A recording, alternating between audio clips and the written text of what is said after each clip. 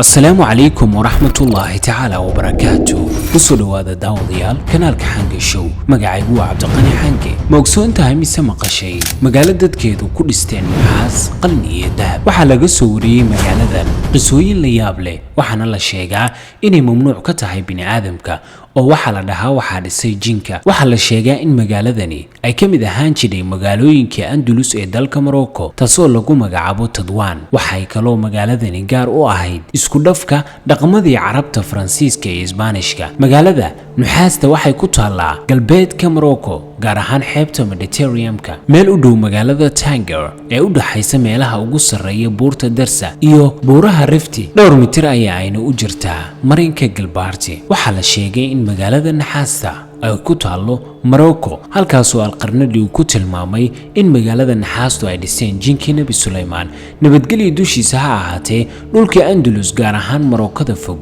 meel u dhow badda Atlantic Ocean-ka Abdimalik ibn Marwan oo ahaa boqorkii Umayyadeed markaasi ayaa amray in naa'ibka Morocco Muuse ibn Nasir uu baaro magaaladan markaas buu Muuse ibn Nasir baxay oo la baxay dad dhulka aad u kala yaqaan si ay ugu hagaan magaaladaasi waxay baarayeen maalmo kadib waxa u muuqday darbigii magaalada nuxaasta oo ay arkeen Muuse bin Nasir wuxuu amar ku siiyay ciidanka inay raadiyaan albaabka darbiga nasiib xumo ma aysan helin albaabka darbiga mana aysan arkin wax dad oo jooga sidaas darteed waxay qodeen darbigii magaalada ilaa ay ka gaareen biyaha waxayna ogaadeen in naxaasta darbiga si adag loogu hagaajiyay dhulka hoostiisa sida daraadeed waxay ogaadeen inaysan jirin dariiq laga soo galo darbiga Muuse bin Nasir wuxuu amray in darbiga gees walba ay ka dhisaan manarado dhaadheer si ay magaalada uga galaan markaas kadibna Muuse bin Nasir ayaa dadka u dhawaaqay oo u sheegay in ninkii fuula darbigan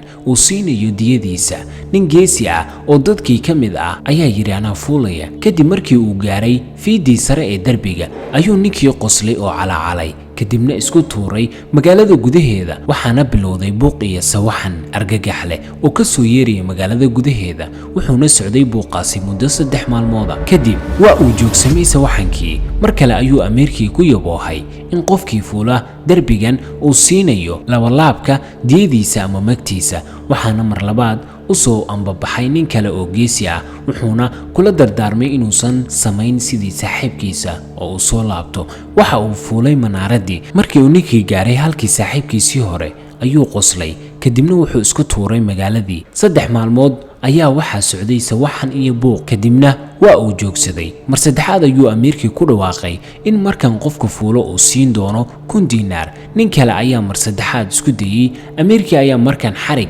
adag dhexda kaga xiray waxa uuna tafay manaaradii kadib markii uu gaaray halkii ay gaareen asxaabtiisii hore ayuu sidii oo kale u sameeyay laakiin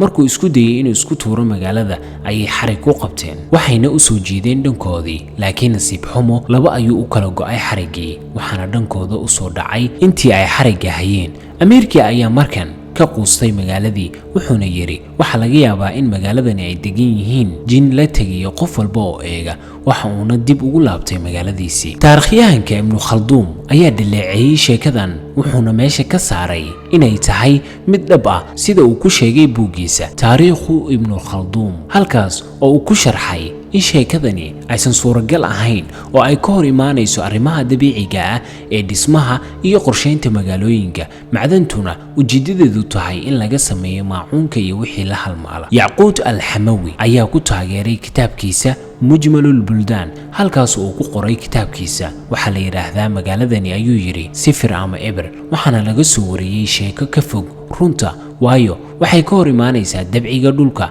aynu ku noolnahay anigu waxba kuma soo kordhin ee waxaan soo guuriyay waxay qoreen dadkii caqliga u saaxiibka ahaa Madiinatu Nuxaas ama magaalada Nuxaasta waxa laga soo wariyay qisooyin badan oo kuwa khuraafaad ahi ay ku jiraan iyo kuwa caqliga aadanuhu uusan aqbalayn adiga maxay kula tahay magaaladani